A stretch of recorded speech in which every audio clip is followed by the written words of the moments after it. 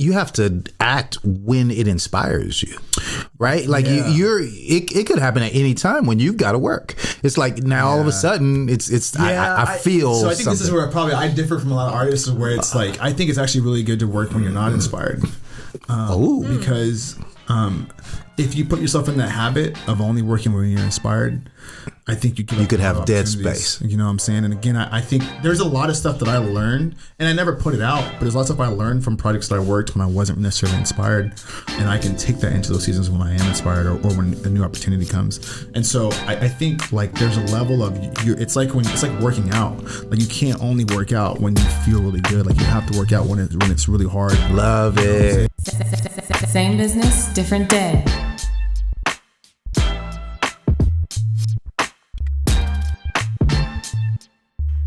Good afternoon and welcome back to the Same Business, Different Day podcast.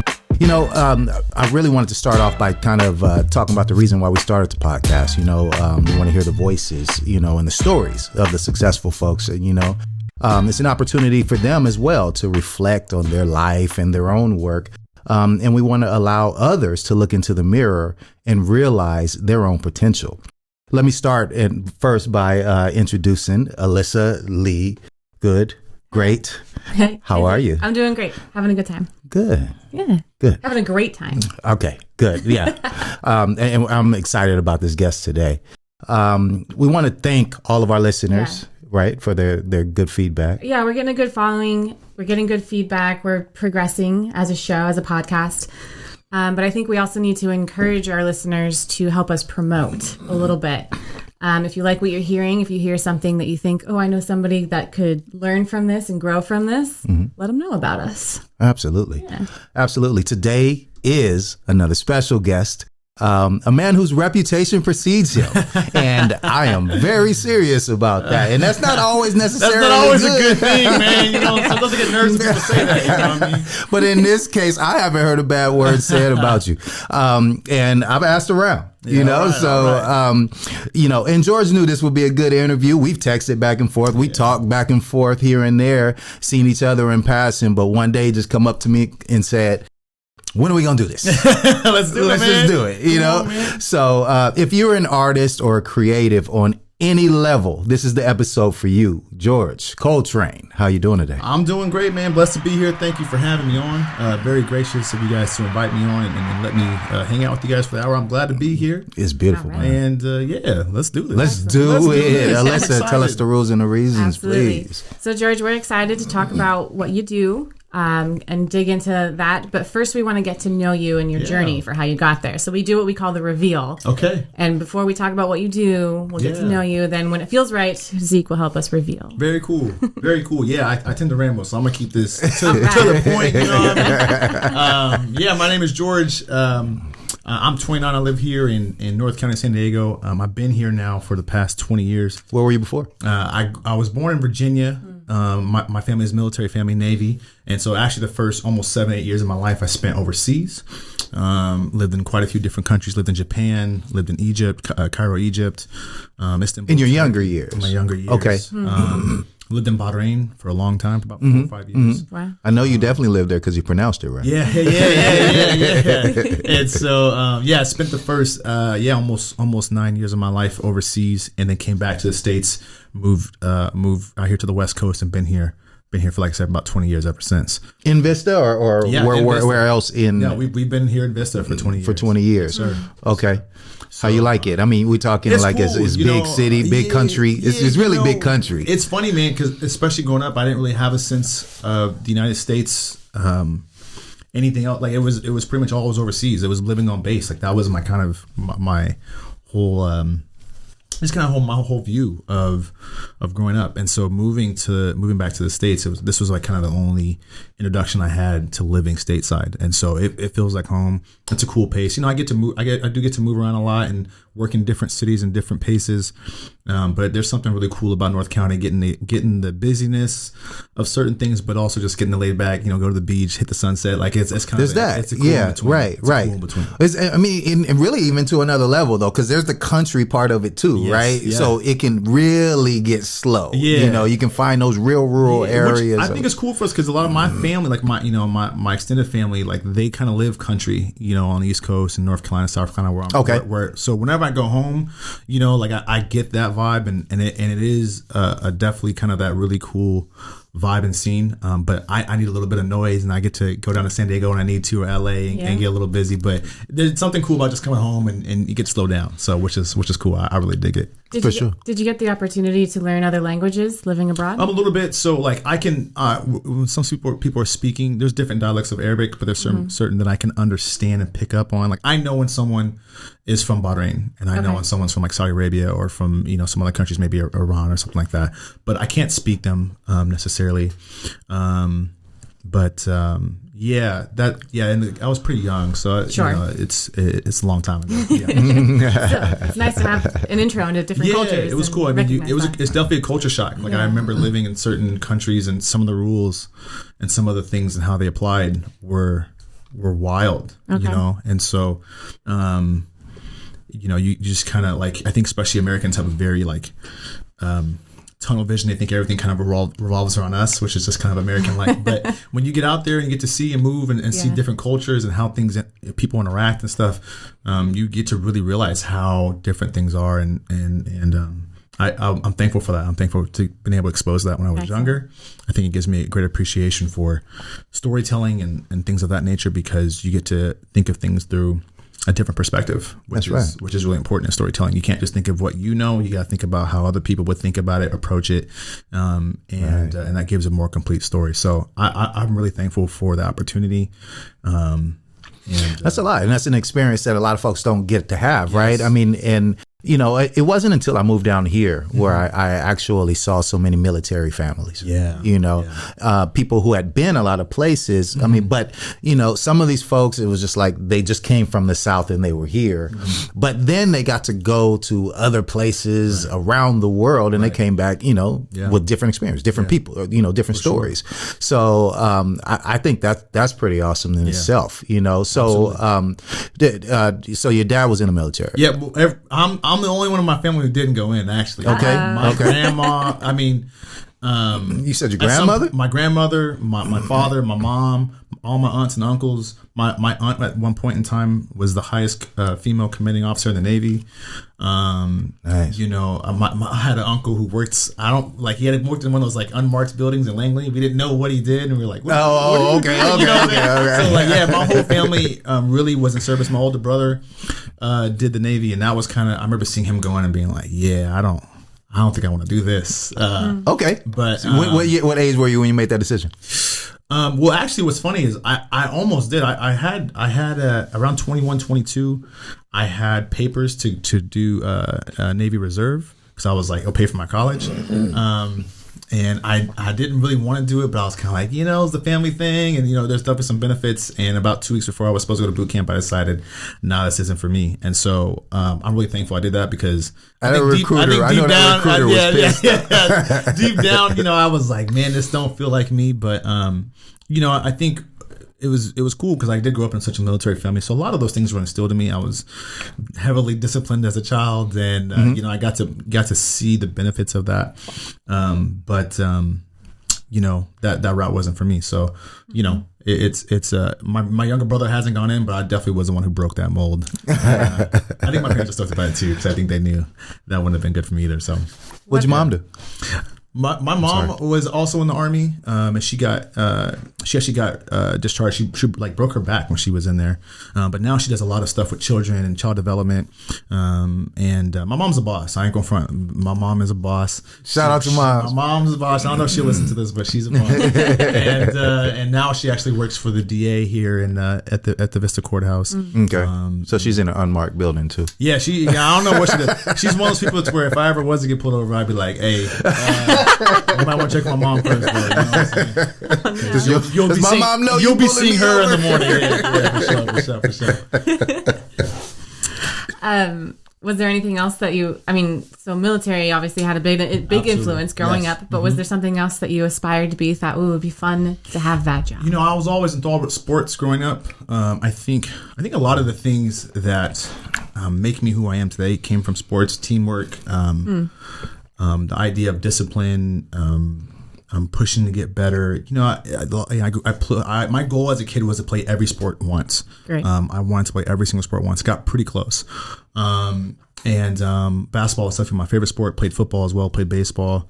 And so that was such a huge influence. I mean, I was always watching sports. I was always at camps, away on tournaments, that kind of stuff. And my parents were really good about getting me involved in a lot of different sports. So that was probably I would probably say the biggest influence in my life was sports. And then just growing up in church, my family was we were at church all day on Sunday. We knew what the deal was. Probably going to be there a couple of days throughout the week too. And so faith has definitely been a major part of who I am and growing up and kind of how I see the world and just kind of seeing through that lens, through that filter. So yeah, I think those are definitely the things that kind of make me who I am. I love being black. That's what's up. I love being black. You see that on your chest every day. That's right. Yeah. And I think obviously those are all things that kind of how you see the world. It adds to your perspective. So I think that going up south in Southern California, didn't always love it at first for sure, but I think it definitely it's added a lot. It's not the worst place to It's be. not the worst place. Now, I'm from Northern California, right? And I feel like maybe I was even talking to Beleaf about this, but we were talking about how just the way people network differently here than they do in the Bay. Like in the Bay, we always look at each other as, everything's a business opportunity. Right. And if you don't have the conversation, you don't know what's going to come of that. Sure. And I'm sure in the church, maybe networking was a lot easier. Oh, yeah. But in general, public or in the streets or in the elevator or something where everybody's kind of just hiding behind their phone because, they don't know what you're going to say to them. Yeah, I think that is a little unique to SoCal. I think a lot of that has to do because Southern California is such a transitional place. We have a huge, obviously the huge naval or military base, Camp Pendleton. There's a high touristy spot. The border is so close. I think for some reason SoCal is just very like you kind of keep to your own self, keep to your space, which is very interesting. I definitely when I kind of travel and stuff, I kind of perceive that to not be the case in a lot of places that I see. Right. But I think SoCal is very kind of much like, give me my space, leave me alone. I'm here to kind of do my thing. But yeah, networking is a very interesting thing. I think that's something that I've learned a lot, and especially when you get into business, it's crucially important. Community is like one of the most important things, and I think like we see that with like the rise of social media. I think people are searching for that stuff so much, but still hidden behind a veil. Yeah, like I think people need that, and that's really important to have people in your circle, around your circle, who have the same visions and goals and can encourage you and can really, like give you advice when you need it. Like that stuff's super important. And that's why networking it's not just to get more business. Obviously that's super important, but it is to kind of build your network of people of when you run into problems, being able to have people that you've built trust with over the years, and that they can help you out and stuff and vice versa. Can encourage you when you're just like, man, I don't know if I want to do this no more. Like community is important. And so I think especially in the network and entrepreneurial world, it's something that people I think need to be taught. Like that's not something that some people are like taught, but it's vital. So and it's that neighborly feeling. Sure. I needed some sugar. Do you have a little bit? I'll get you something when I can. So, but between businesses, obviously, and different. Well, that translates into the business world as well. Absolutely. Yeah. There's no doubt about it. So tell us about the Coletrain name. Let's just go ahead and get that out the way. Okay, we know it's spelled differently, but let's just clear it up for the public. Here's the story, right? So I get the first day of school and classes, my teachers always be like, Coletrain, and so I'd always get that. So, John Coletrain, the great saxophone legend. Yes, sir. Shout out John differently, Coletrain. So people assume that we're not related. The way that it was explained to me was that we had someone who was on a slave plantation and escaped and changed the spelling of his last name. to make it harder to be found. And so that's why our names are spelled differently. But there is relation up the line. I know my dad did a whole tree thing when I was younger, and he explained to me, and I was like, wow, that's a whole lot of second cousins removed. It happens. Hey, but, I mean, you know you've been here for long enough. I wear that name with pride. My dad always wanted me to get into saxophone playing when I was younger.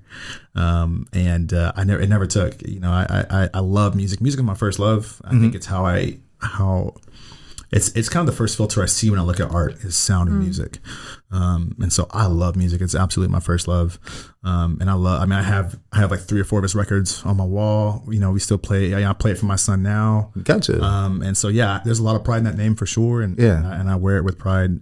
Definitely want to, not so much just him, but, I look at my dad and my family and other ones who wear that name, and definitely want to make them proud. I've seen pictures of your dad. He looks like a jazz musician. Yeah, man. My dad, some of my fondest memories of childhood is just having the record player on throughout the day, and just, he instilled in me the love of music that I have, without a doubt. Sure. A lot of gospel, a lot of jazz, a lot of R&B and blues, and so obviously that's kind of really shaped me. That's dope. That's same as my pops, man. My son's named Miles after Miles Davis. Yeah, man. Come on now. Yeah, that's man. What's good. Yeah, That's and the Miles and Coletrain, man, they ran together, man. Absolutely. For sure. That Love Supreme album, man. It's on pretty heavy rotation at the house. So one of the best albums of all time. Come on, man.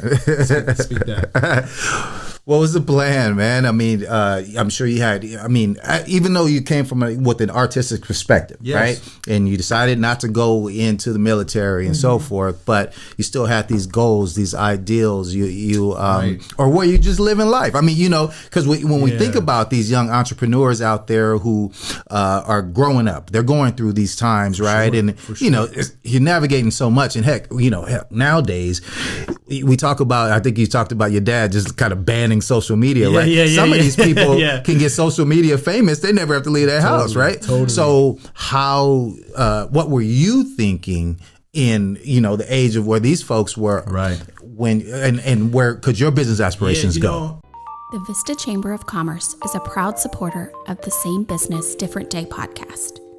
We support our business members with promotion and marketing, business referrals, educational opportunities, workforce development, and advocacy. Check us out online at vistachamber.org. North County Daily Star is the leading source for news and community information along the 78 corridor. It's free to subscribe, and it is updated daily.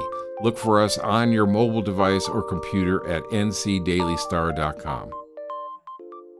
And I don't know if this is so much a product of the era and time I grew up in, but like the idea of entrepreneurship and owning a business and all that was so foreign to me growing up. I grew up thinking, I was like, I'm gonna grow 6 inches one day. I'm gonna go play. And that never happened. So, somebody did. There were some people who did. Some people. I was praying hard. You know what I'm saying? And again, growing up, so much of my childhood was really just involved in sports, and whether it was even coaching afterwards. I did some coaching of youth, and I love that. I love to do I was doing some sports writing right out of high school as well. Writing? Yeah, sports journalism and whatnot. I was really into that. And so kind of my whole, I was very tunnel vision thinking about a lot of sports and whatnot. And it wasn't until probably, I would say maybe about 5-6 years ago, mid-20s, where I really, I had a pretty big mental shift where I started thinking more about story more than anything else. Like I love the idea of storytelling. I think that's how I love analogies. Like when I'm trying to explain something to people, I'll give an analogy, because it's like, well, once you understand, you can use a story to convey these deep thoughts, and then people usually get it. Sure. Stuff like that. So that had a big shift with me, and I was in and around a church at the time, and someone just kind of recognized in me, like, man, you're a really good storyteller. Yeah. And would you ever want to do that within the form of either, writing music or writing video, writing for video and film? And it was completely out of the blue for me. Growing up, again, kind of the area I did, the ideas of like making videos or films was like so far. It wasn't really attainable. It was like, dude, you had to go to some crazy film school and yada, yada, yada.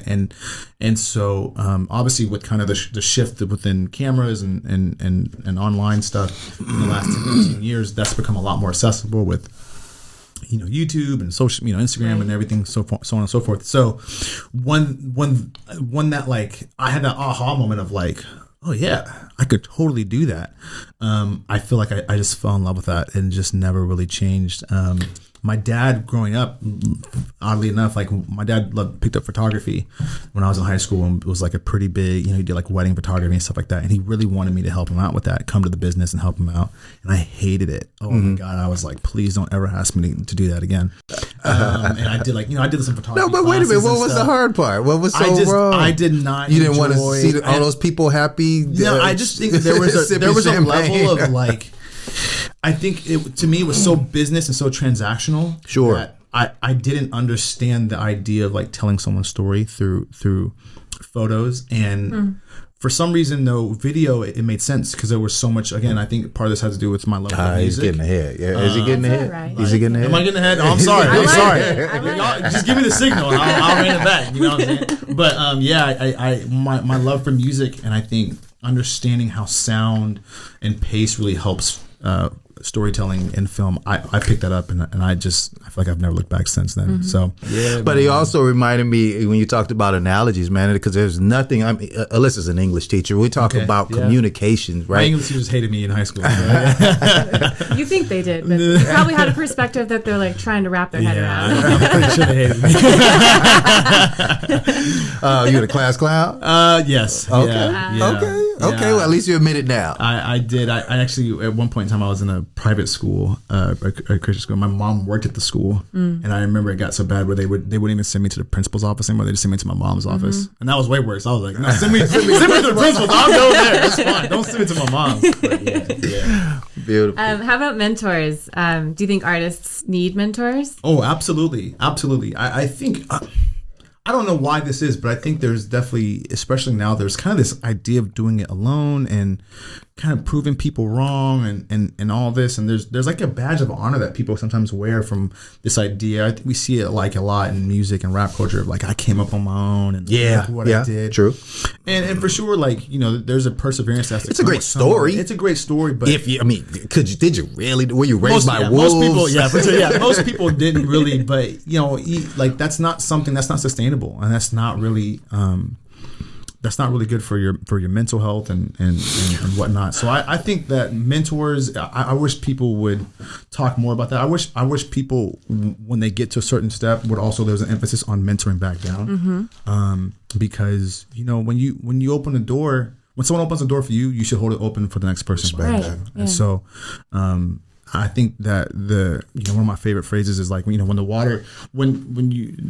add water to the bait, all the boats rise. Sure. Like that should be the way it is. Like, as you're getting better, as you're learning, as you're getting opportunities and stuff, look for ways to be able to empower the people behind you, because it only makes you stronger. I know there's kind of this idea of like, well, I might lose business or I might, this or that or the other. But especially now we're seeing that when you empower other people, like that makes you incredibly valuable. And I know a lot of artists who would kill for kill for people to and that's the key there, right? Because I think it's easy to say, hey, you folks that have already done it, you need to go back and mentor, and they probably can hear you. Right. But there are a lot of young folks who might be saying, I don't need any help. Right. Yeah, I'm going to get you. So how do we get them to realize, ask for help. Right. It's okay. Get some information. Right. Yeah, I think it's give and take. I think there's definitely, again, with youth, and I get it. I remember even in my own time where I was like, look at what I do. I'm good. You know what I'm saying? But I think that the value isn't just in what you get when you're being mentored. It's what you're able to give, because you're also able to, respect and honor the people who've opened the door and paved the way for you. Like you may not know it, but that door was opened for you. You know what I mean? Right. And so, just because you don't see it or just because you weren't there when it was open, Yeah. it doesn't mean that, it doesn't mean that was just That's a great perspective, so, man. I mean, I really believe in giving people their flowers while they're here. You know what I'm saying? Like, I feel like, especially within the Black culture, I feel like there is a lot of there's a lot of struggle that people had to go through for people to be where they're at, and so it's really unfortunate, sometimes when we're not able to give people that honor and give people that respect that for what they've done. And so I really believe in being able to do that, and I think that you're modeling that for people behind you. So you can tell people to do stuff, you can tell people to go get mentors, but really what matters is when they see you being mentored and they see the benefit of that, then they understand the value of that. So I think it's just as important to say to people, go get mentors and stuff, but if you're not modeling in your own life, it's kind of empty. You know what I mean? So, well, also the artist's world and that career path, there's so much second guessing and judgment, and I don't think I'm good enough. Yeah. And I went to a number of acting schools, and that's all it is. For sure. Yeah. I don't think I can do this. There's no way. I'm not good enough. And having somebody behind you who is telling you are good enough, but also giving you the criticism that you need to hear, so that you can improve on that. Sure. So in an artist-specific world, that's, I think, a huge deal. Yeah, artists are just kind of strange people in general. They're really strange people. But yeah, I think there's also just kind of a natural competition that comes with that, and it's tough, man. I mean, because how do you judge artist versus artist? Right. It's rough. I think that especially with artists, and it's probably like this for multiple fields too, but you're not like you're judging it on kind of the product, but then also on like what other people are willing to place value on. So like you can love what you created, but if no one else does, and there's a really weird correlation that kind of happens there sometimes. So I think, again, probably like a lot of industries, but there's just kind of a natural competition there that I think sometimes leads artists to believe that they can't ask for help, or they shouldn't, or kind of keep it secret and whatnot. And it's just kind of like, like I really feel like we're seeing a bit of the fruits of that now, especially with all the access that we have on YouTube, Netflix, and all these different platforms. There's room for everybody to win. You know what I'm saying? There's room for everybody to win. And we actually put out better art and better content when we're collaborating and pushing each other on. For sure. No doubt about it. Yeah. So now, as an artist, a young person, right? We still haven't gotten to the reveal yet. We still haven't shown you guys what a superstar this man is. But right now, let's talk about just as a young artist, right? A young artistic mind. Yeah. Working 9-to-5 jobs. Did you work any jobs? Oh yeah. Oh yes, sir. I got a job. My dad told me, he's like, I right at 16, I got a job. I was working at a Stater Brothers, right down the street from here. Hated it. Hated it. They didn't like the way you stocked the shelves? No, yeah, it was just one of those things. It was kind of, my dad was like, if you want to stay on the team, if you want to, have a car and different things, like, you got to pay for it. I'm not paying for anything, and so it was a necessity. It wasn't really so it built a little work ethic. Oh, absolutely. My dad was always about that, and I'm so thankful for that, for sure. But yeah, I had jobs. I worked at a Legoland. I worked in warehouses. I worked at rec centers. This is really, I would probably say right now, this season of my life is probably the first time that I would say that I don't work a 9-to-5, but I kind of work like a 12 to 12. You know what I'm saying? So, like, you know what I mean? So, welcome to being a grown up. Entrepreneurship is a whole different vibe. You know what I mean? So, but yeah, I worked from the day I legally could till today. So I feel like I've learned a lot. I learned about being on time, communication, respecting your employers. You probably picked up some good business experience, right? Oh, yeah. I mean, some hiring, firing, clocking in and out. I got to be a manager for multiple jobs, and that was a trip, and so yeah, I mean, it was cool. I definitely think there's a lot to be learned. I think sometimes right now, because there's such an emphasis on entrepreneurship, which is rad, but I think there are some dues to be learned and to be had. No doubt. Having a 9-to-5 no job, doubt, especially when you're young and you're 20. I mean, what do you know at 21? No, you got to like, pick up some of that experience. So what do you say to those folks that are working those jobs, right? They're in those 9-to-5 jobs. What job? Here's a better question. What would you be doing if you weren't doing what you're doing today, which of those 9 to 5 jobs could you have gotten stuck in? Because those folks, there might be somebody stuck in one of those jobs right now. It's just like, if I had just taken that step, then I could be George Coletrain. Yeah, man, that's a deep cut.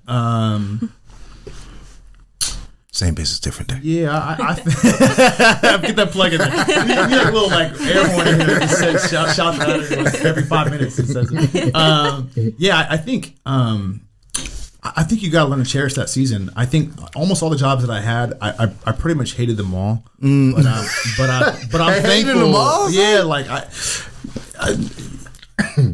there was a season, I think, there was a point in which I got to kind of an expiration date where I was like, I can't do this forever. Sure. You know what I mean? And it wasn't like it was a bad job or anything like that, but it was just more of a like, when you're doing something you're not meant to be doing, it doesn't fulfill, it doesn't scratch that itch, you kind of end up hating it. And you're like, again, nothing was wrong with any of my bosses or none of the jobs I had. They were just kind of like, yo, if I don't get out of here, it's not gonna be good. And so I think for people who are in that season, you learn to cherish it. I know it seems like a, you know what I'm saying, cliche, but learn to, there's things that we learn in each of those seasons. So as much as you can, learn, build relationships, build connections, and build community as much as you can, and really like think about. I'm trying to think of how to word this. Think about like if you were in a managerial position, like what would you want to see in a worker, and start to cultivate those like that's right. character traits in yourself. I like that advice. So, that's like, great advice. You know what I'm saying? Like if you were a boss and you want someone who is there all the time, like it's gonna be when they say something they commit to it, like be that. Like it's really hard to ask people and expect people to do things that you wouldn't do yourself. So I just really feel like you really gotta put that in and put that work in and create those characters in yourself. One of my favorite quotes a mentor of mine says, he says, habits become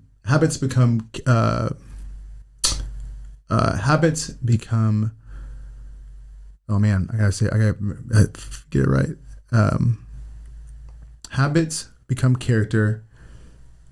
And then, I'm gonna mess it up. But basically he's saying like there's a progression of when you have certain habits, that becomes like how you do things over and over. And then eventually that becomes your character. So what, like, I think sometimes what happens is when you're in these lower jobs, these lower like level jobs, or whatever, you think, well, it's just a lower level job, so I'll do whatever. But those habits of being on time start at that job. Right. Like if you don't, like I've heard people say that, well, when I get this, when I do this financially, then I'll do this. And it's like, nah, if you're not doing that at 21, you won't do it at 30. I promise you. It's so much harder. Exactly. So those characters, those habits, those traits that you like, that you want at 30, that's going to get you the money or whatever it is that you're chasing, like that starts at Stater Brothers because, in the back room. What they're saying, what you're saying is at that age, at that younger age, you're saying they don't deserve my best effort. Right. Yeah. But yet you've never put forth your best effort. We don't know what your best effort is until you make that a habit in your daily life. That's the thing that's crazy is like I can tell you specific relationships and doors that were opened in my life because of how someone saw me work at a job I didn't really like. And so like you never know who's watching. You never know who, what I'm saying, who might come back around. Who has a check for you one day? You never know. You know what I'm saying? Yeah. Like that stuff's super important. Yeah. I understand you've done a bit of voiceover work. Yeah. How'd you find that out? That's what y'all did your research. We do our research. Same business, different. There you go. I want to hear about it, but I'm curious. How'd you find your voice artistically? Where'd that come from? What's the inspiration? That is a great question. I think for me personally, I'm the kind of person who will jump into the deep end of the pool without knowing how to swim. So I think I found my voice by trying and being okay with failing. And there's some stuff I really enjoyed and some stuff that I did that I was like, I don't enjoy that. And so I stopped doing it. I don't think I ever really thought, oh yeah, I want to do voiceover work. Someone asked me one day, or I saw an opportunity to try it. The more I did it, the more I liked it. And kind of the same thing again with some of these other things that I'm doing, film work and writing. You could probably never find a journal of mine from when I was younger saying I wanted to do any of the things that I'm doing now. But I'm willing to try. Like I'm willing to fail. I think failure is a really willing good teacher. to fail. Love it. It's a really good teacher. I'm not worried about what people might think if I fail, when I fail in front of them, I just do it. I think that's a confidence that was instilled in me from my parents. And so, to answer that question, I think I found my voice, and this is gonna sound really cheesy, but I think I found my voice just by speaking a lot and just trying, That's as good as it gets. You know what I'm saying? Like, you found your voice by talking. Yeah, that's right. So, yeah. You found you became the best dunker by jumping. I did what I could, so. In high school, I was made fun of for my voice on a video. Someone was taking a video and you could hear my voice and he said, "Oh, you sound like a boy." Yeah. And it really affected me. Right. I wanted to change the way I sounded. I had no idea. And then once I was auditioning for something and I had taken on a persona for a queen type character. Right. And I walked out and someone else also auditioning was like, "I love the way your voice sounded in that." And it just hit me I've done a lot of work on this and that it felt like it just felt That's so good. We always needed a queen that sounded like a boy. Yeah. Well, but it was more of a It was a joke. I know. I know. I was more of a realization of I'd gone through so many exercises of wanting to sound different, but then what I did in this audition was this deep, powerful voice, masculine, For sure. and I got joy out of it. A lot of times, I find a lot of times the things that you are passionate about and really good at, you get ridiculed for, and so when people don't understand. And I still experience some of that stuff too, where people just don't understand where maybe I'm coming from or what I'm trying to achieve. And so those are things that might get ridiculed or whatever. But, just people don't understand they're trying to put you in their box. And it's but that's right. You know what I'm saying? Right. That's not who I am. So. No, but you see it, but you see it from that great artistic perspective, though. You have experience with. Well, that, sure, but though. when you're growing up, you don't know that. When you get made Yeah, fun of in no, high I was- school, you're just like, the I was world's ending. traumatized. Yeah, 100%. Yeah, it takes a while to get there. No, I had a little radio experience. I was on the radio, and I spent plenty of time behind the microphone, right? Yeah. But when I heard Alyssa's voice, I was like, she would be a great, yang to my yin. You know what I'm saying? That's cool. Because it just worked. And I asked her, what do you think about microphones? She was like, I hate microphones. I was like, well, don't worry. It's going to be fine. Yeah. It's going to be fine. Let's get into the reveal. Let's hit it. Because we're having fun, man. All right. I'm with it. And here's the fun part about what we do here, right? We're in corporate America, right? The quote unquote, right? But everything doesn't have to reinvent the wheel. Meaning you don't always have to be the first or the best at an idea. I don't know. Maybe you just be the best in your area or have the best marketing plan or the best service. Right. Or maybe you do what a previous guest did and go into franchises. That way it's less about your creativity and more about your planning and procedures and so forth. Our podcast has explored it all.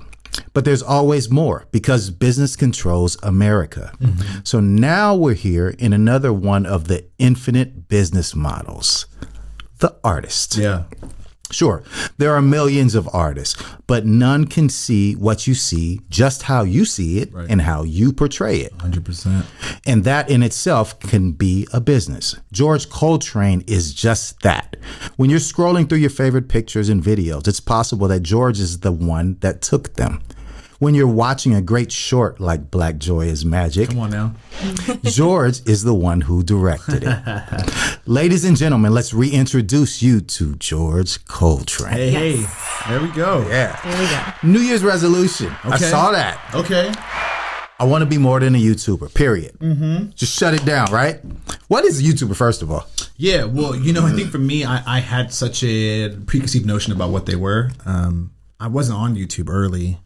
And so I kind of had a very this kind of idea of vlogging and some of that stuff. I wasn't really keen on. Again, I really love telling stories and getting really intricate with the tools, cameras, lighting, audio, and really being able to have a controlled set environment to tell that story. And so to me, the idea of YouTubing and vlogging was kind of the antithesis of that. It was whatever's happening today, I'm just going to film it and just kind of tell you about my life. And I was like, I don't want to do that. And so I really, I think because of there's obviously such a drive right now, and video is kind of very, it's being accelerated, and platforms like YouTube are just dominating. And I think when people see you with the camera, they kind of assume that's where your focus is. I really wanted to this year kind of establish myself as, and not to sound pretentious, but more than just a YouTuber. That like I spent a lot of time writing. I spent a lot of time studying great filmmakers and great films, and ultimately, like, that's what I want to do. When I shot Black Joy is Magic, that was a crazy. Tell us about it. Tell us about it. Just Just give it to us, because I've seen it. Yeah. A little plug. Alyssa, you seen it? Yeah. We Black Joy's Magic was a monster, man. It was it's a monster. beautiful. It man. was crazy. And you know, a little birdie told me that you wrote that in like 72 hours. I wrote the bulk of that, about 90% of that, in about 72 hours. Yeah. So can I you didn't tell us know a that. little bit That's about impressive. it? Isn't it? Isn't it? Took me 3 months to write my first screenplay. Wow. Yeah. Which honestly Full is feature, much though, but more yeah. than like that's much more than norm. Like even that's impressive. I don't you know, again, to go back, like I kind of jumped in the pool without really knowing, you know, and like I said, I do study a lot, but to really get into a space where it was like, this is going to be released and here's the schedule for it, which was really tight. You know, I kind of just jumped in and started writing that. And to be honest with you, to kind of go back to, it wasn't really a question, but the last point you made, that was just me being me. That was me. A lot of those characters, a lot of those interactions I wrote in that film were interactions and people that I've met. You or experienced it. I've experienced.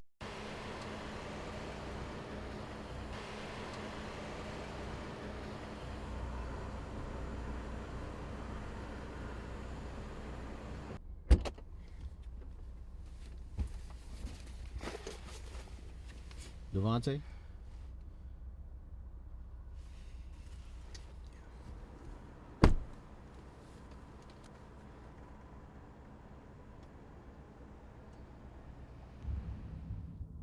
It's been a long day, man. I'm gonna play you something.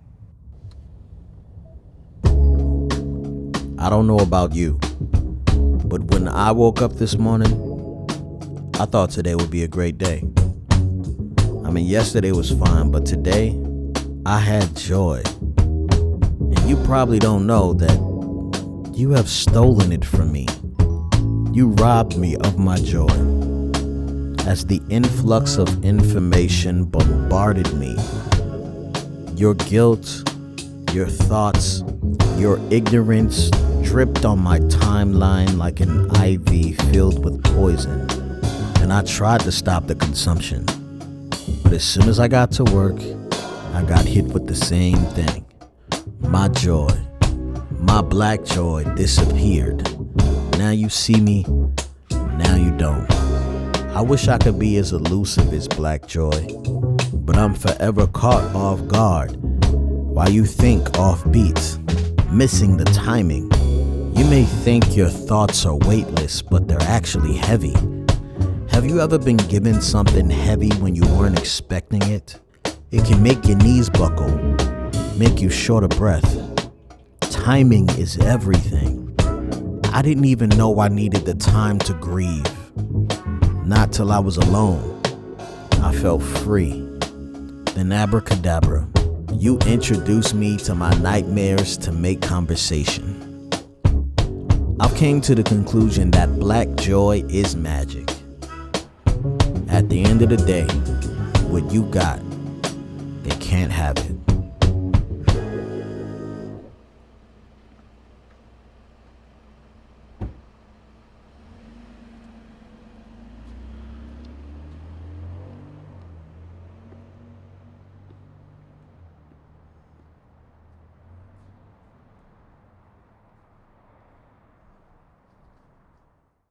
That was pretty easy in the sense that I didn't really have to like strain to imagine these scenarios.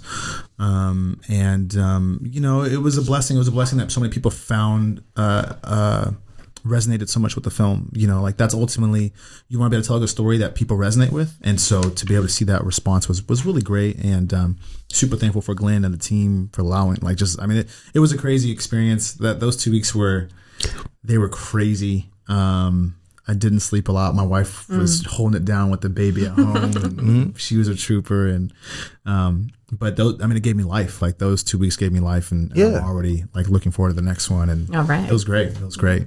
Yeah. So YouTube seems like your main platform at the moment. At the moment, yes. But as far as promotion and outreach, we have a wide world of social media. What do you feel, works the best, that gets people's attention?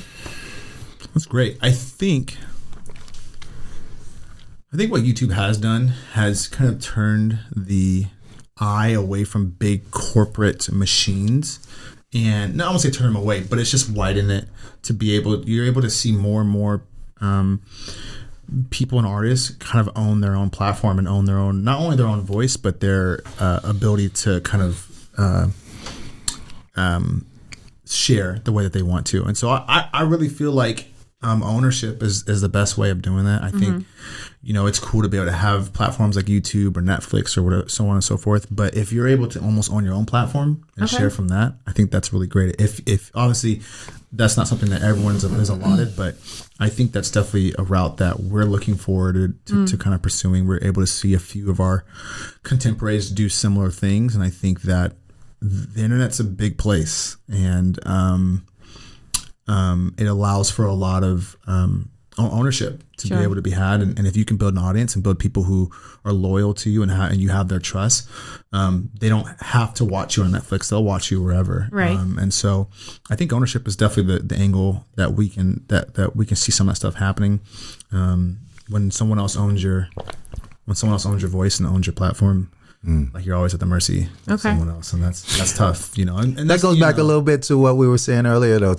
You talk about hip hop artists and stuff, right? Yeah. And you talk about these folks that do it on their own. Right. That's one of the hazards of doing it on your own is that when you do, right, other people can take advantage of you because they have that experience. We're seeing that a lot in the music industry as well. I think kind of what we saw even predated the film industry.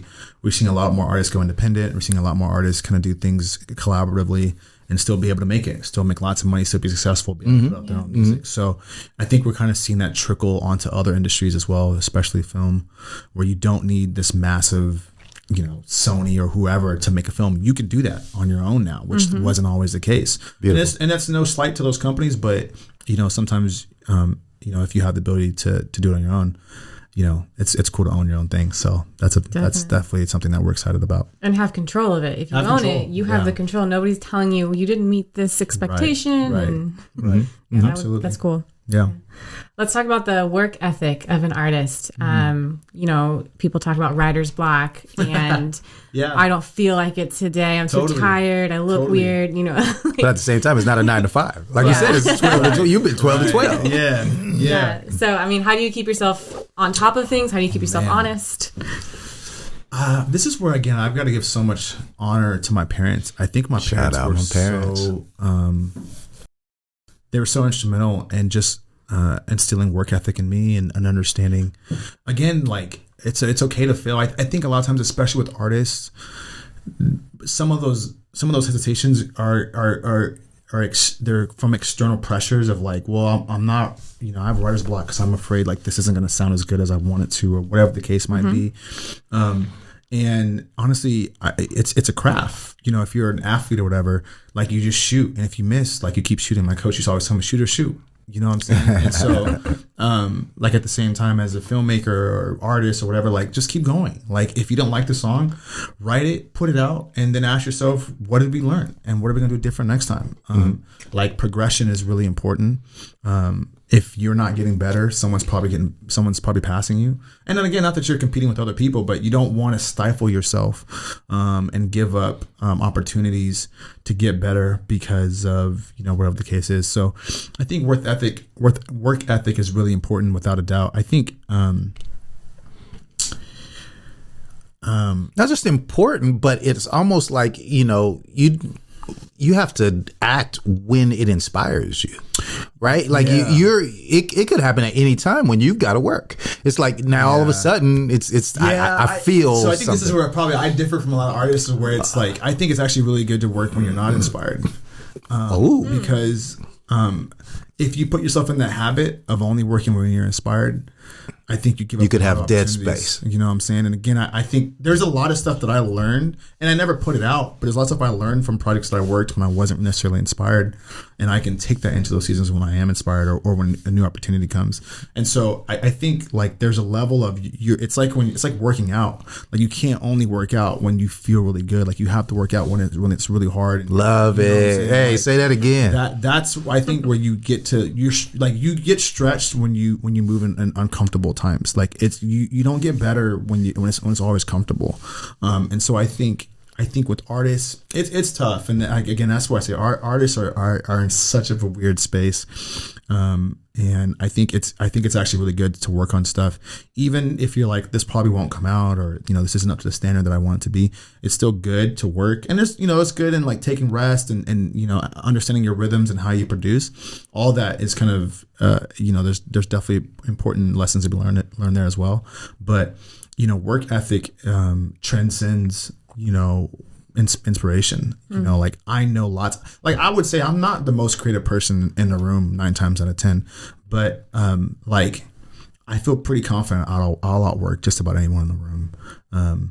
I got that from sports. Again, I'm not the tallest person, but I was team captain because I was like, I'm going to outwork everyone who's on the team. Beautiful. And obviously there's certain limitations that certain stuff has, and there are people who are just freaks of nature when it comes to creativity or different things. And you just got to give it up to them and applaud them and go, hey, great. But that doesn't mean that you can't work yourself into a position of success, even if you don't naturally have the talent or naturally have that skill set. Like there's talent, for sure. And then there's like a gifting, and some people are just gifted at stuff. And there's just the talents you can just work on, And so I think that just a lot of that comes from work ethic for sure. So beautiful. Yeah. I love that, man. So back to the movie. Okay. How'd you feel about the reviews? How'd you feel about the reception? Yeah, I think we were really excited.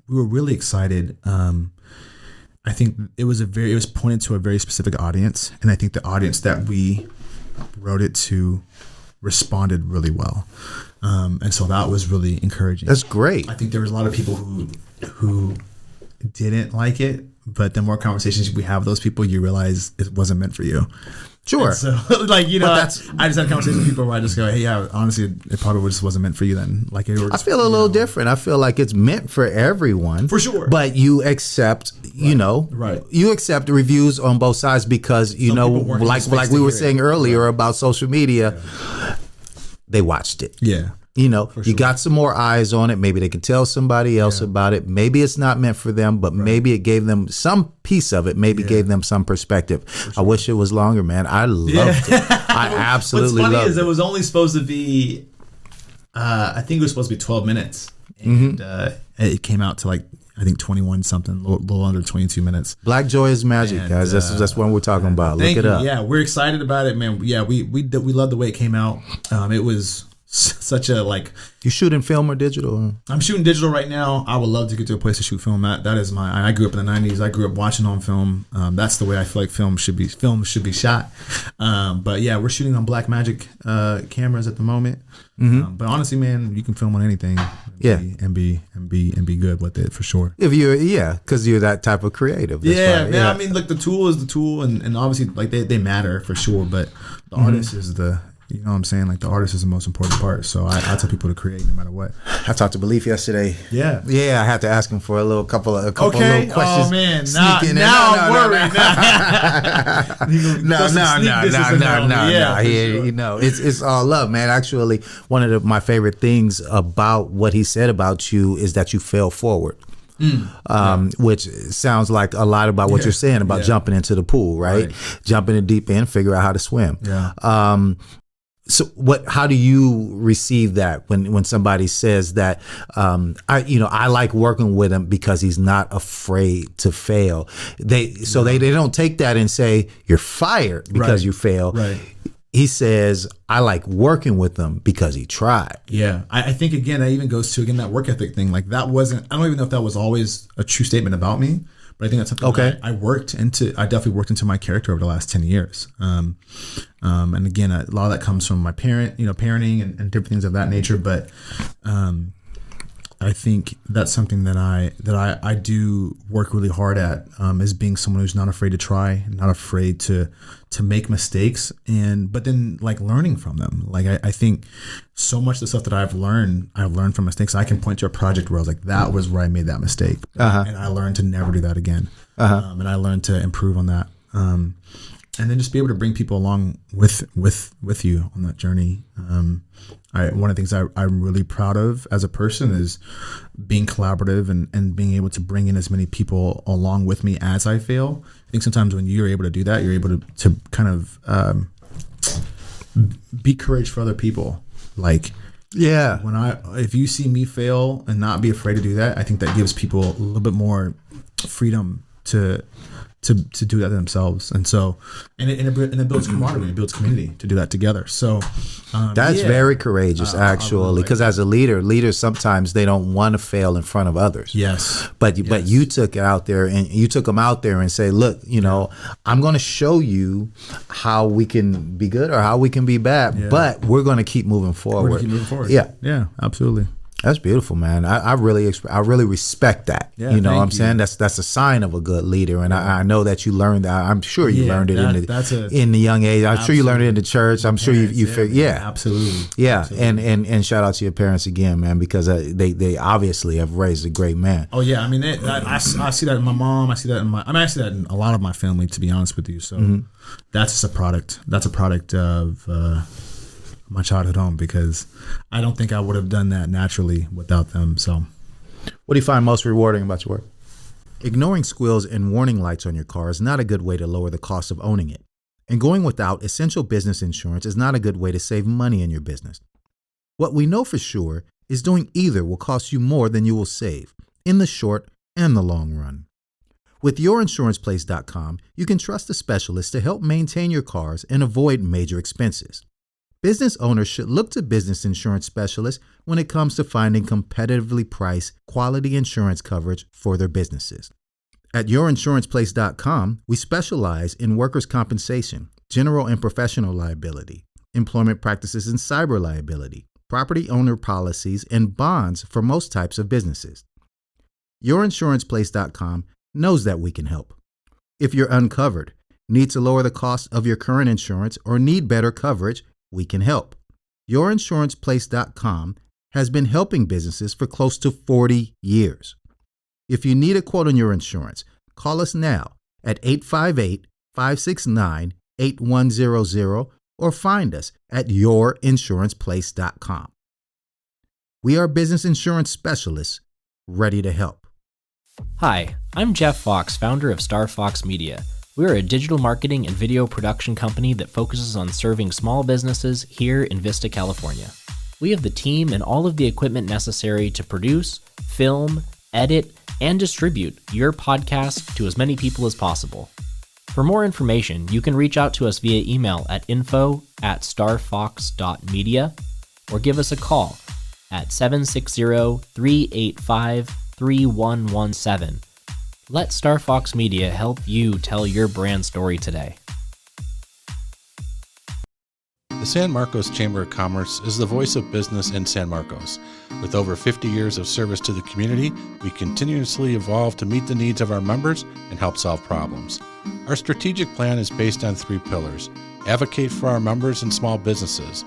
During this pandemic, we have participated in letter writing campaigns to the governor and have made statements during county board meetings, city council meetings to help businesses open while following health and safety protocol. We continue to work with Cal Chamber to oppose job-killing bills, and we also take stands on propositions that we support or oppose depending on how it affects our small businesses. Another pillar is promoting San Marcos through special events such as festivals, farmers market, Taste of San Marcos, and most recently, candidates forums for the school board elections and also city council. The third pillar is we also provide valuable resources for our members through webinars, networking events, as well as access and introductions to people that will help your business thrive. For more information on the San Marcos Chamber of Commerce, please visit our website at sanmarcoschamber.com. I feel that the more I create in my lane and in my passion, the more I learn about myself. I think the person that I was at 22, and the person I am here at 29 are obviously different because I've grown older, but also because the more I created, the more I was able to experience different perspectives and different things, the more I was able to really kind of unlock some things in me. I think sometimes as creatives, or sometimes creatives and artists can be used interchangeably, but I'll say for this purposes, artists, people who really truly create from not from nothing, but from a place within. It's something within them that it's something they're trying to speak, something they're trying to articulate, or it's something within them that's trying to come out. And so I think the more that you do that, you're learning about yourself. You're allowing yourself to kind of transform and mature and even explore things that maybe you've repressed for a long time. So I'm so thankful, even just with the Black Joy is Magic. I feel like I've learned so much about how I see and how I interact with the world through my Blackness that I knew, but then to be able to articulate that on set or articulate that in the script, or we were going back and forth and having why would Devontae, the main character, why would Devontae do that? Well, because that's what I did. And then being able to unpack why I did that as a child, or why I did this in this work situation, or whatever the case is, that's really cool, because I feel like even apart from what happens on the screen, I get to take that home, and it's kind of almost like a therapy session, almost like, again, you're learning about yourself and you're growing. I really love how art really becomes, it is a voice. It's a whole nother voice that you're able to speak through and communicate, not to other people, but to your own soul and to your own spirit. Right. Yeah. You can see your growth through your art. Yeah, absolutely. As you get older, you look back at what you did. Yeah, absolutely. Let us know some of your influences, other media, TV shows, films. That's great. Music. What do you listen to when you go to work? I'm a pretty nostalgic person. So a lot of the stuff that I heard growing up, I'm still, it grounds me. It really does. It grounds me. I think it brings me back to a level of love and acceptance that I think is really hard to, I think you have it as a kid, to kind of maybe depending on your childhood home and how you're brought up. But at least for me, it was really good. So that's an anchor for me to be able to go back to some of the most grounded times of my life. So a lot of gospel I still listen to, a lot of 90s gospel artists and R&B and hip hop and jazz for sure is still pretty prevalent. So music, I think, is definitely the number one thing that I listen to. A lot of Kirk Franklin, a lot of Fred Hammond, a lot of I listen to still a lot of Big Pun. Common is someone I still listen to a lot of old Common stuff. And so, I think music is, I almost always have music on, which is really important for me. Same. Sports is really important for me too. And I'm not a big sports fan, I'm a fan, but also just there's an artistry to sports that I think gets lost on people. When you're playing a game in a sport, you're having 12, depending on what the sport is, but say for football or whatever, you have 11 different people from 11 different backgrounds all working on one play to achieve one goal. And that is extremely difficult. And so there's an artistry and a flow of what's happening. And there's so much in that, again, no matter what sport you're watching, there's an artistry to that. So I love watching sports. I love watching camaraderie and conflict resolution, learning to lose well, learning to win well. I love sports. You're seeing a story in the sport. You are it's really story, and obviously it's entertainment, no doubt. There's definitely a heavy entertainment value to it. But it's real people and real circumstances that are playing out in front of you in real time. And it's I just feel a lot of times there's a story that's happening that people miss out on. So sports, music's huge for me. I love watching a lot of films. I love watching artists that don't confine to a box. So people like Childish Gambino, to me, I love Childish Gambino. He obviously is so talented. I had a song of his that I listened to 12 times in one day. Yeah. And you get something new almost every time. Before the last episode, I just couldn't stop playing it. He's incredible. I love the way he moves. Who else? Tyler, the Creator, is really cool to me. I love working with Glenn too. Obviously, he's just very. I don't think people realize how talented that respect dude is. that man. he can step into just about any space as an artist and find his way home, and that's so incredible. And he has a level of confidence and a level of his identity doesn't change no matter what room he walks into, which is incredible. So I love getting to work with him. Talented. He's so talented. Like I'm blown away. I'm like, people just don't realize how talented. And a good listener. That's one of the things that I really appreciate he's about humble. him, man. Like, you know, when you're that talented, sometimes it's hard to be humble. Like that dude's humble, which is really cool. Go back and listen to the Beleaf episode if you guys haven't. Yeah, because that was a really good one. It was good. Yeah. And just follow him because he's fine. Yeah. But yeah, so man, there's a lot of influences. There's a lot of influences. Sure. One of my favorite probably film influences is Spike Lee. Okay. I'm a huge Spike Lee fan. Someone who's a little more younger and up and coming is a brother out of Kansas City named Morgan Cooper. He is actually right now writing and directing the new Fresh Prince reboot. Beautiful. Yes. And he's incredible. I've been following him for a long time, and that dude's such a major inspiration of mine. Great. But yeah, Spike Lee is, I think, an amazing filmmaker and storyteller, and I love watching that stuff.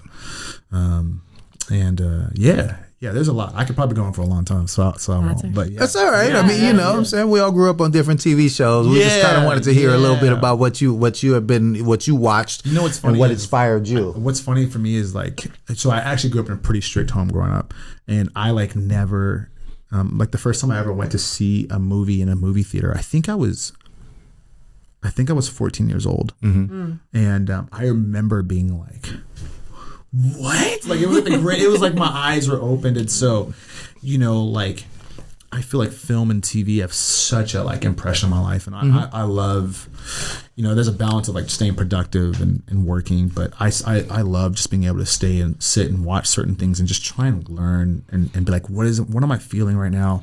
How did it make me feel that way? Right. Yo, is it another ad from Beleaf? Of course it is. I have a YouTube channel called Beleaf In Fatherhood, where we equip fathers, give hope to mothers, and inspire children. And I promise you will not be disappointed if you check it out. Beleaf In Fatherhood on YouTube.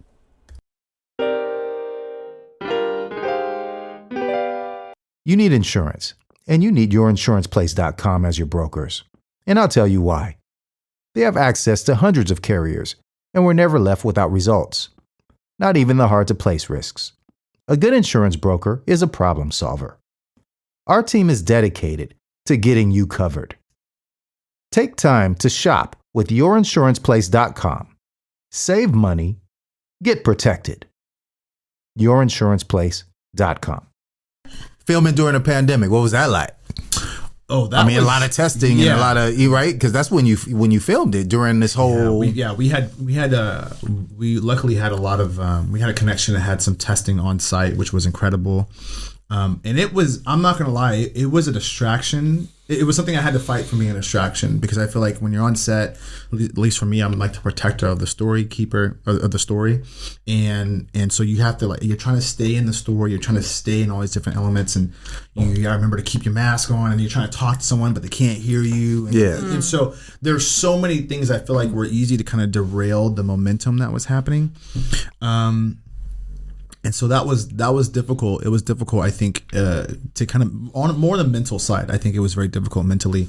But ultimately, you know, the team was committed to having a safe set, which was super important, and being able to keep our actors and our crew on set. You know, we had a lot of crew that we contracted out, and they had multiple jobs. And so they're like, hey, you don't know where they came from, though. Yeah. And we got a job in 2-3 days that we can't miss out on. So you're thinking of caring for your people. And you know, again, as a director, your job is to, like, you want everyone's experience to be the best that they can be. And so I want these people to want to work with us in the future, not because we just make good videos and films, but because it was good to be on set. I care about your needs. You know, we had some guy, and I remember his little boy got sick, and I was like, bro, go home. Like, you know, like I'm here to make sure that the experience that we take care of everyone here.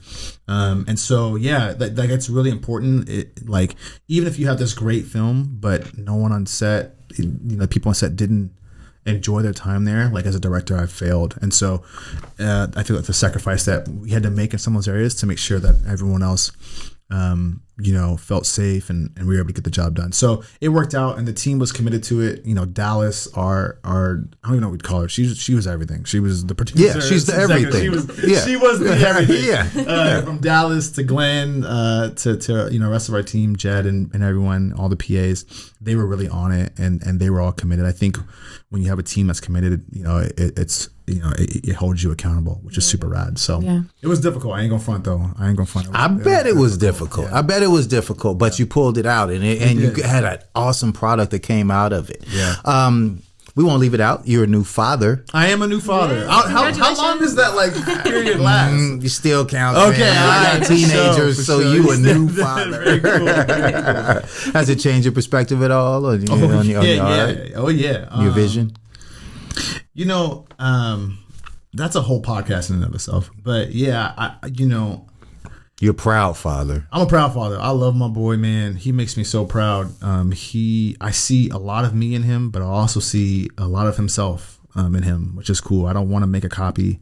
I want him, he's original, And so I'm really proud to be his father. He definitely brings out the best in me, and sometimes the worst of me. But it's good to recognize it. He pushes a lot of buttons, and I think that again that causes for a lot of growth. Again, this is a whole podcast, but it's funny. Like you start to repeat some of the things. Again, it kind of depends on how you grew up, but at least for me, I find myself repeating a lot of the things that my parents did, and my greatest teacher for being a father was my father.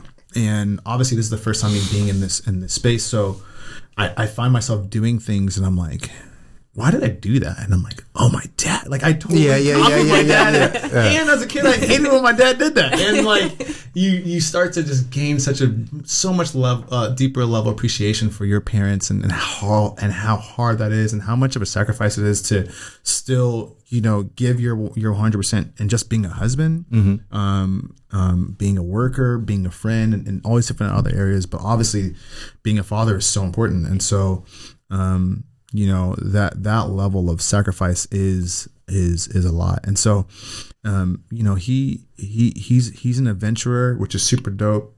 He's just in such a cool little curious phase where obviously everything's new to him. And so you get to experience, it's cool to experience first with the child. Cause you get it, you texture, you understand what's happening, but he doesn't. And so I think it's also really important to be able to to slow down. Sometimes I just want him to just get it. I've showed you how to do that 5 times, but he's experiencing that he's experiencing that. And so to let him do that and to be a support and just to walk with him, sometimes sit with him in it. Is he allowed to watch TV? You know what's funny? I'm scarred. I'm like, let him watch TV. I'm no, it's gonna run his brain. I'm like, it's fine. So sometimes me and him will sneak and we'll watch, and I like to get to experience. One of my favorite memories with him was it was one of the first 2 or 3 nights we got home from the hospital, and my wife was exhausted. I said, go lay down, I'll feed him.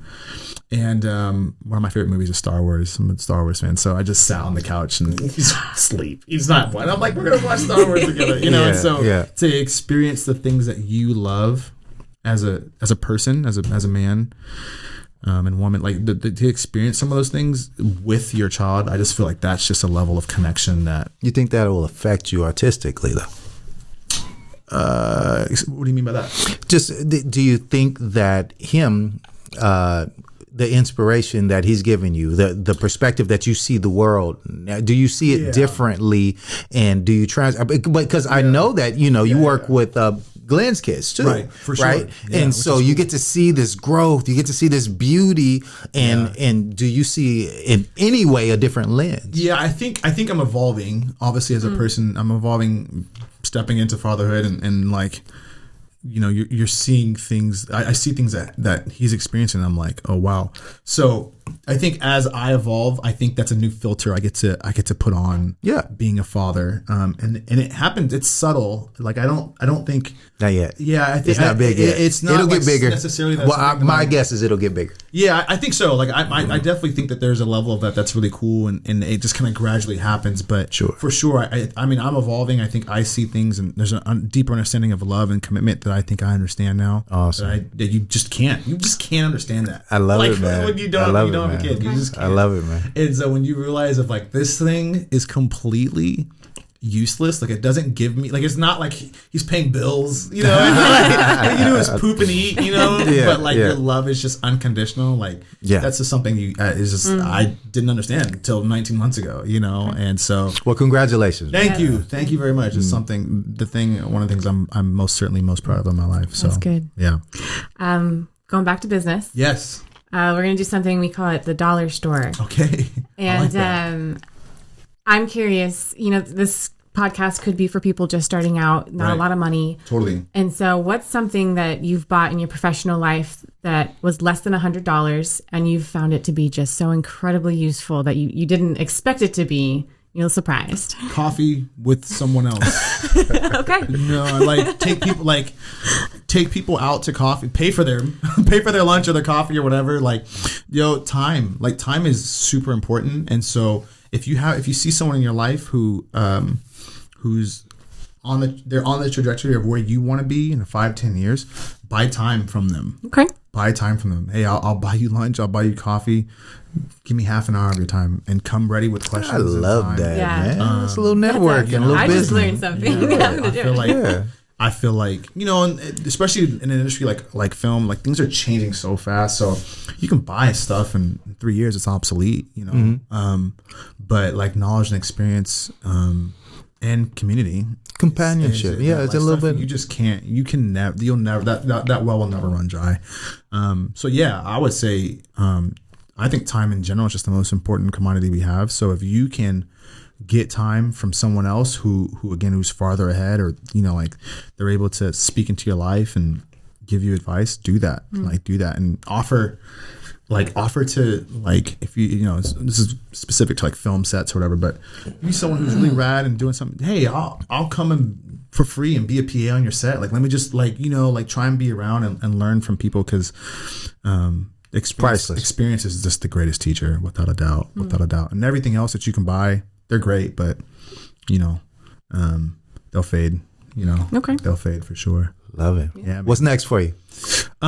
Great question. We're really we're turning into, I think with the film, we were able to, the door was open. We're able to see that we can do this, and other companies and stuff are able to see that we can do this. So I think we're in a phase where we're building up an infrastructure to be able to do that on a consistent basis. Obviously the fatherhood brand of Beleaf and Glenn. Plug the business. Beleaf In Fatherhood. If you guys are not following, you should spell Beleaf. BELEAF. So it's not the word not the way you spell belief, but it's BELEAF. Beleaf In Fatherhood. Really all about equipping men to step into fatherhood, inspiring children, and really just giving people the tools to be present and loving fathers, and understanding the importance of fatherhood, even if you're not necessarily a father, or you know if you haven't had that experience, just understanding the value in that. So that's a brand that obviously it's been going on for over 5 years now, and is doing really well. But the filmmaking, we're tied to each other, but you know, like the film Black Joy is Magic wasn't about fatherhood, and so we want to be able to do more content like that, but that doesn't disrupt the Beleaf In Fatherhood flow. So we're building that infrastructure to be able to do more films, do short films or even short series, things of that nature. So we're building infrastructure, teams, and networking, and kind of getting all that stuff in a row. So we're really excited about that. We were really happy with how that came out. And I think it should be lit like a fire underneath us to be like, okay, we can do this. Like we saw it can be done. We saw it pay off for us too. So we feel like, okay, there's some things that we could do better that would help make that more financially responsible for us, and be able to do that on a more consistent basis, because we feel like there's a pretty big opportunity there for us as a team. So agree. Yeah, we're excited on that. I'm writing a few different scripts right now. And we have an e-course coming out this summer, right around fatherhood, or right around Father's Day, for Beleaf In Fatherhood. So we're really excited about that. Really targeting fathers for that e-course. So we're really excited about that. We've been working on that. You should be. I mean, that's amazing. We've been working on that for over a year now. It's a big deal. Yeah, it's it's got to be detail oriented. Yeah, cool. We're pretty proud of it. So far, we're not finished with it yet, but the stuff that we've already shot, we've got a lot of it shot, and a lot of the creativity that went into it. We're really proud of how it's coming along, and we really can't wait for people to see it. And we feel like it's going to be a pretty big staple. That's amazing. And a tool for people to just really, fatherhood it is intense. Like as cool as it is being a father, it is hard as it is. It's hard as hell, man. So we want to be able to give people tools and give people the just wherever they need to. Well, you haven't gone as general as parenting. Parenting is intense, period. Yes, for sure. Not just father. Raising motherhood kids. is incredibly. Sure. My wife, I'm like, good grief, girl. But you took it another step, and you're talking just directly to the father.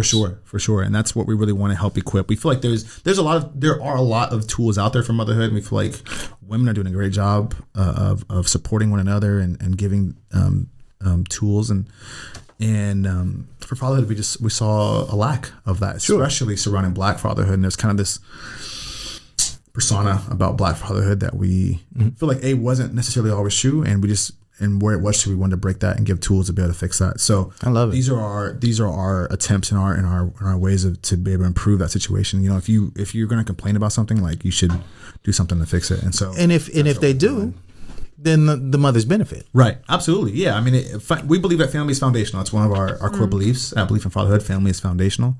And so equally the mother and the father and brothers and sisters, like it takes a village, and so we want to make sure that we're empowering mothers and giving them the support that they need, and we want to make sure, especially for fathers, where we've seen that lack, we want to be able to fill that hole. So I'll tell you right now, we're really, really proud of what we're doing at Beleaf In Fatherhood. We feel like it's really important, not to toot our own horns, but we feel like fatherhood, our family is foundational, and we really want men to continue to step up to the plate, to be support for mothers, be support for women, and to be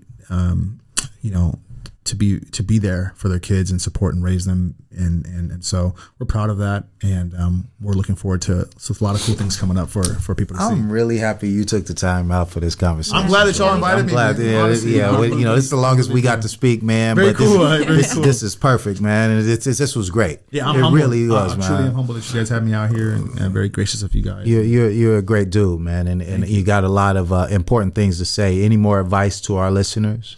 Oh, man. Our young entrepreneurs, or maybe even our older entrepreneurs, people who are thinking about getting into business or have one that they're not sure that they can push through. Yeah, I think I think we maybe talked about it a little bit off here, but I think just the idea of being alone, I think really to resist that, really start to learn what it takes to be in a community. I think sometimes we're just not taught that. Those are really important skills and traits.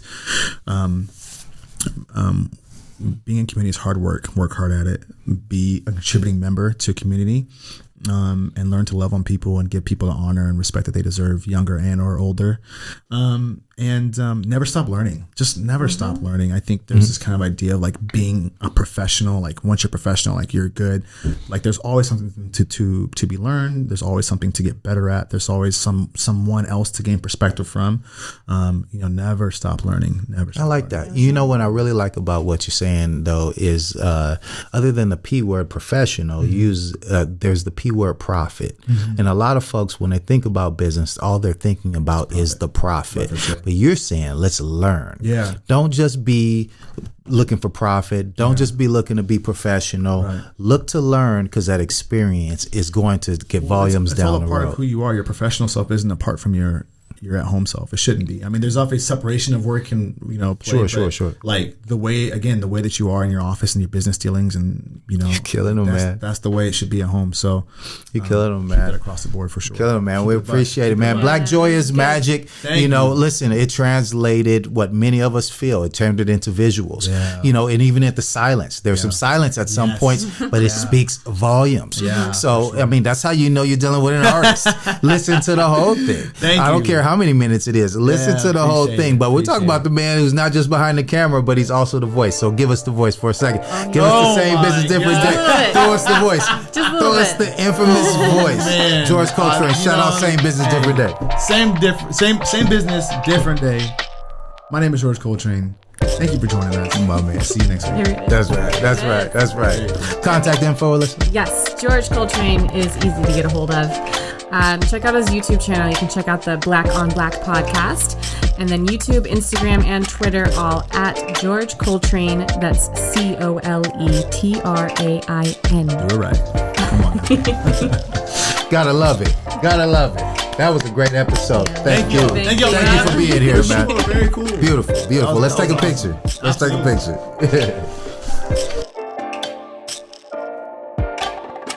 Thank you for tuning in to the Same Business, Different Day podcast.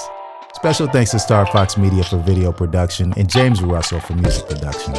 Please like and subscribe to Same Business, Different Day podcast on Spotify, Apple Podcasts, YouTube, and wherever you get your podcasts. Tune in next week for an all-new episode.